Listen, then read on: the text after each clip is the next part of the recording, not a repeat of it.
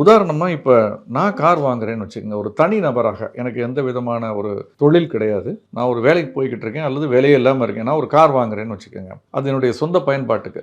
அதுக்கு நான் இஎம்ஐ கட்டுறேன்னா அது வந்து நெகட்டிவ் கேஷ் ஃப்ளோ. என்னுடைய சொத்தை அழிச்சிரும், என்னுடைய மூலதனத்தை அழிச்சிரும். அந்த காரை வாங்கி நான் வந்து ஒரு ஓலாவோ, ஒரு ஊபரோ அல்லது ஒரு ரேப்பிடோவோ இதுலையோ நான் வண்டியை வாடகைக்கு விட போகிறேன்னா, வாங்கின அன்னையிலேருந்து எனக்கு அதுக்கு வருமானம் வரப்போகுது. அந்த வருமானம் நான் கட்டக்கூடிய வட்டியை தாண்டி எனக்கு வருமானம் வரும்னா, நிச்சயமாக அது வந்து ஒரு லாபகரமான ஒரு கடன். அந்த இஎம்ஐ கட்டுறது தப்பு இல்லை. ஒரு தொழில் பண்ணுறதுக்காக மூலதனத்துக்காக கடன் வாங்கி அதில் சம்பாதிச்சு அந்த இஎம்ஐயை கட்டி அதை விட அதிகமாக நம்ம ஏர்ன் பண்ண போகிறோம்னு நம்பிக்கை இருந்தால் அது தப்புன்னு நம்ம சொல்ல முடியாது. கன்சம்ஷனுக்கு வாங்குறோம் பார்த்தீங்களா, அதுதான் தப்பு. அந்த கன்சம்ஷனையும் நான் 2 விதமாக பிரிக்கிறேன். பாசிட்டிவ் கேஷ் ஃப்ளோவில் ரிசல்ட் ஆகுறது, நெகட்டிவ் கேஷ் ஃப்ளோவில் ரிசல்ட் ஆகுது. இப்போ பாசிட்டிவ் கேஷ் ஃப்ளோ எப்படி வரும்? இப்போ நான் இங்கே வீட்டு கடன் வாங்குறீங்க, வாங்கின நாள்லேருந்தே நீங்கள் அந்த வீடை வாடகைக்கு விட்டால் உங்களுக்கு வாடகை வரப்போகுது. இல்லை நீங்கள் அந்த வீட்டில் குடியிருக்கீங்கன்னா உங்களுக்கு நீங்கள் வாடகை கட்ட வேண்டாம், அந்த பணம் மிச்சம். நீங்கள் அதுலேருந்து ஒரு பகுதியை இஎம்ஐயாகவும் எக்ஸ்ட்ரா கொஞ்சம் போட்டு கட்டி நீங்கள் கொஞ்ச நாளில் உங்கள் வீடு சொந்தமாகிடும். அதுக்கப்புறம் நீங்கள் இஎம்ஐயும் கட்ட வேண்டாம், நீங்கள் வந்து வீட்டு வாடகையும் கொடுக்க வேண்டாம். உங்களுக்கு 2 விதமான பெனிஃபிட். இது போக அந்த வீட்டினுடைய வாடகையும் வீட்டினுடைய மதிப்பும் கூடிரும்.